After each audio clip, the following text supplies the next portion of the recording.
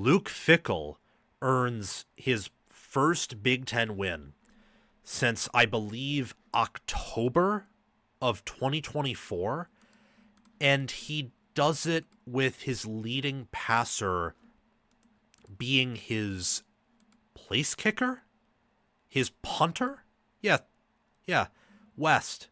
Sean West as his punter. That was Wisconsin's leading passer in their win over Washington. This channel will make you a college football expert and help you enjoy watching games and make more accurate predictions. So what are you waiting for? Like, subscribe, ring the notification bell, comment your thoughts, and watch the video all the way through so that you can get the full package. And check the description and pinned comment for more ways to help yourself and this channel. Just how bad of a game do you have to play for you to lose to a team who is averaging 2.7 yards per pass attempt and would have averaged less than 2 yards per pass attempt if not for your punter being 1 of 1 for 24 yards on a 4th down and 10 conversion? It's insane. It's absolutely insane. That's the only way to put it, is how crazy this is, that Washington lost this game when they entered halftime with momentum, and Wisconsin had a disastrous series with an unsportsmanlike conduct penalty that pushed them out of field goal range. What a massive disaster. But this is something we warned people about in the preview. I did not pick Wisconsin to win, but I did say fishy things can happen with the travel, with both teams coming off the bye, with Wisconsin not quitting on Fickell and announcing he's going to return, so there's no uncertainty with the players. They can sell out.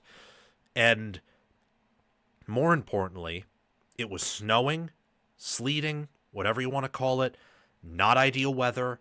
Washington having to travel out there after having to travel out to Michigan, and that travel, those thousands of miles traveled build up.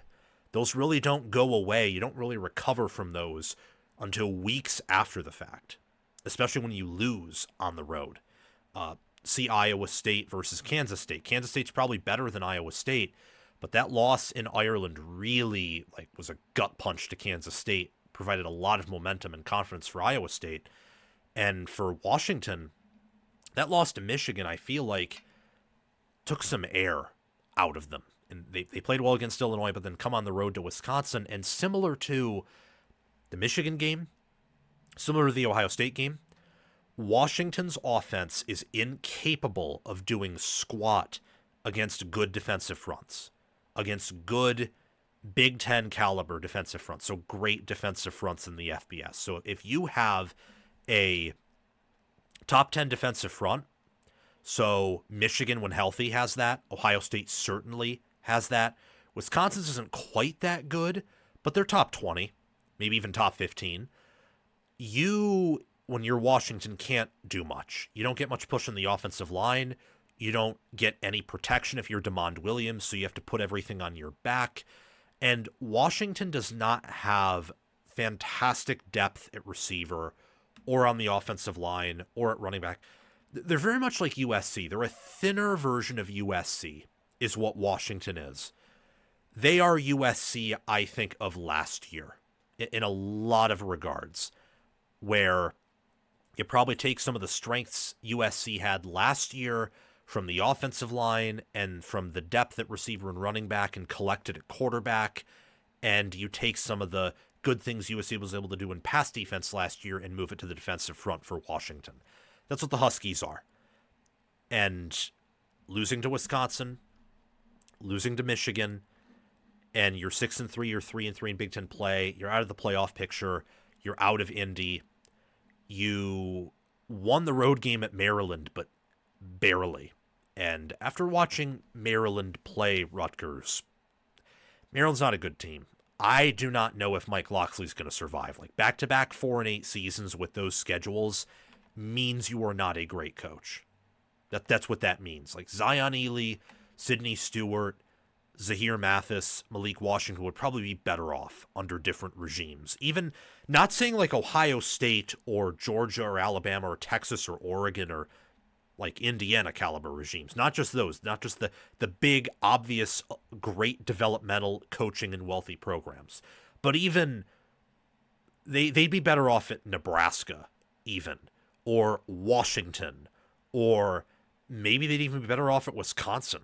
I don't know. Although I want to see more before saying that maybe Fickell can turn this around. This is just one win against a Washington team who is just not ready to make these trips in the Big Ten and scale their offense against great fronts. It's a paper tiger offense. They struggle at passing and struggle at running. They struggle at doing anything offensively when they play a great defensive front. And Wisconsin, with the players they have, so Christian Allegro, Tackett Curtis, with Mason Reiger, with Sebastian Cheeks, Corey Walker, Ben Barton, Darrell Peterson, they're very deep on the defensive line and at the linebacker spot. Wisconsin is. All of their portal additions and all their development at D-line and linebacker have panned out this year. So it's very tough to move the ball on them. I know from watching how Ohio State, Oregon, and Michigan played them. Wouldn't be shocked if Indiana struggles to run the ball for a half on Wisconsin, but just throws it over the top on them. And then the rushing offense comes together in the second half. That's usually how teams beat Wisconsin. But Indiana, Michigan, Oregon, and Ohio State all have great offensive lines, at least in one spectrum. Washington's offensive line isn't particularly good at anything. So when they play a front like this, they get neutered, pigeonholed, restricted, whatever you want to call it. And Wisconsin, due to forcing a sack and a forced fumble, was able to score a touchdown and then sit with their defense and lead for much of the second half. The Huskies, if they want to have a successful season, they can't afford to lose to anyone else outside of really Oregon. If you beat Purdue and UCLA, lose to Oregon, you go from 6-6 to 8-4. I think that's an improvement. This team is clearly better than last year's team. You know, they competed with Ohio State and Michigan for anywhere from a half to 3/4. They were competing with Wisconsin for 60 minutes. They just lost. And they handily beat Illinois, handily beat Rutgers, handily beat their non-con, and made a comeback against Maryland. And between Purdue and UCLA, they'll probably beat one of them pretty handily. But that UCLA spot before Oregon, and then the way Oregon's able to play, this team could go 7-5. They could. And Purdue, as bad as they are, they're not as bad as they were last year. And they're not atrocious in the trenches. Like, they're better than Wisconsin offensively in the trenches. They are. So Washington can't take anything lightly from here on out. As for Wisconsin, there's a good chance that they won't win another game the rest of the year.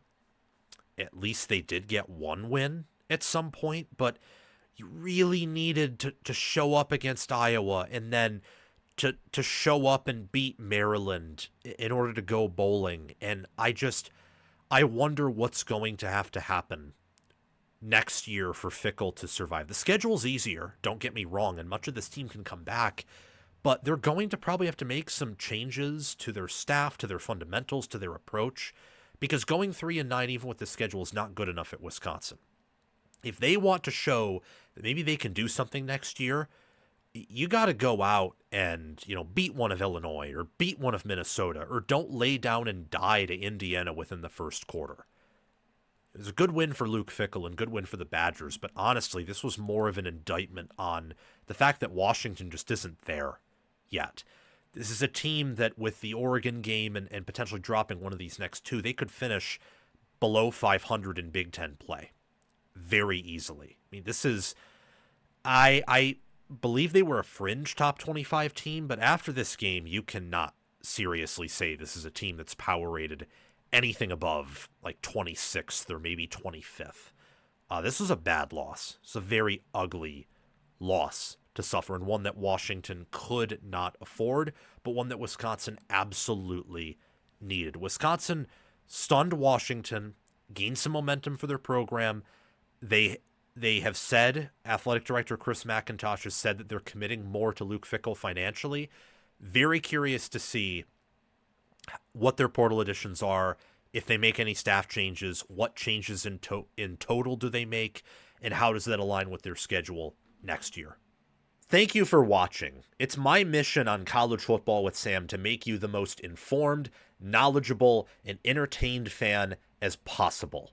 We aren't perfect, but we hit the nail on the head more often than we hit our thumb with the hammer.